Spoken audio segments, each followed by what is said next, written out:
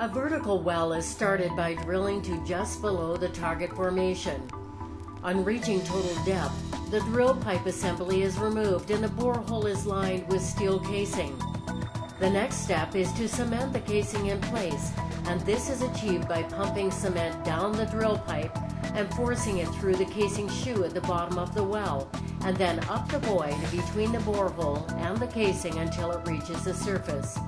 The cement ensures safety and integrity of the borehole, provides protection for groundwater aquifers, and provides protection for any further production of hydrocarbons. The well bore is now sealed off from all penetrated formations. The drilling mud is then removed from the well. The perforation gun is then lowered to the bottom of the target formation.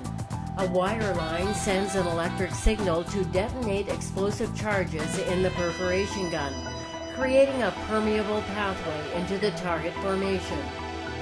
Frac fluid is then pumped down the borehole under high pressure, forcing fluid through the perforations out into microfractures in the rock, and creates additional fractures, producing enhanced permeable pathways for gas to travel through.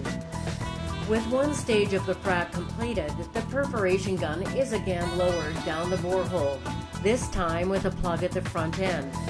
The plug is inflated just before the previous frac stage to isolate it from the rest of the borehole. The perforation gun is then disconnected from the plug and is moved back to the location of the second stage perforation. This process is repeated for each frac stage of the completion. The final step is to drill out the plugs, separating the frac stages.